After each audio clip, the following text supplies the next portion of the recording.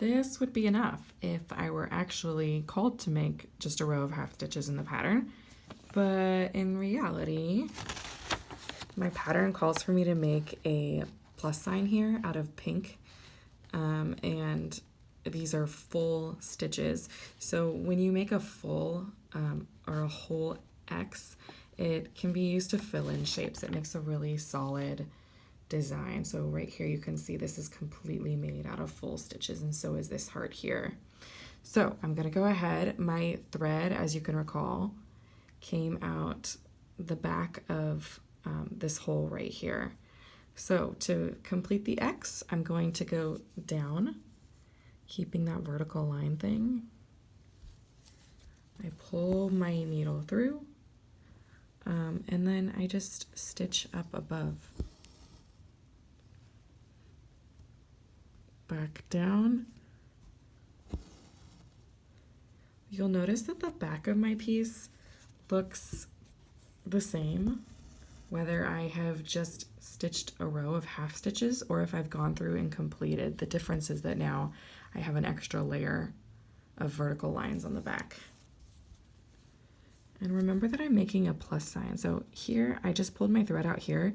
How convenient for me to just go ahead and make the bottom of that plus sign. So instead of going over this stitch, I'm going to take the opportunity while I'm in this position to make that vertical line. So here I am. I also need to do one more stitch down below.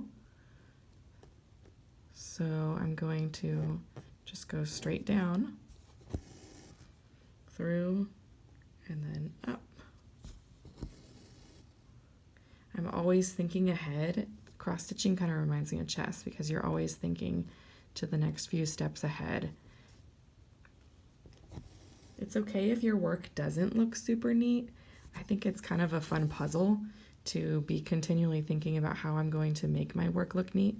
Since I just came through this hole, I like to go through an adjacent hole if I can.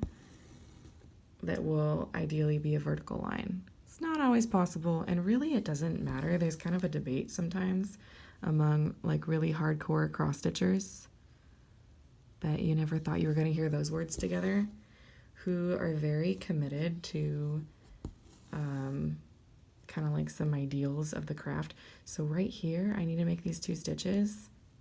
My options are I could go over here and then go diagonal down,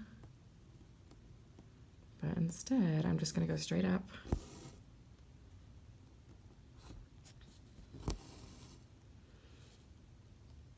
And sometimes I like to plan ahead, sometimes I just kind of go where my pattern takes me.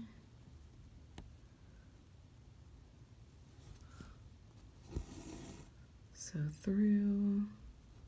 Notice I'm always doing that bottom stitch that slants from the bottom left to the top right first, and then I layer on the other stitch on top that goes from bottom right to top left. That will keep my work looking neat.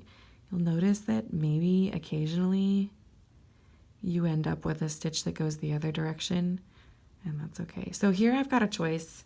I could do the shorter distance across here, or I could do a slightly longer distance. I would end up with a nice vertical line. It would look neater on the back.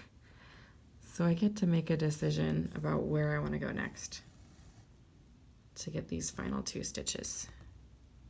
I decided to do that because I actually think that the back of this hoop is looking kind of cool.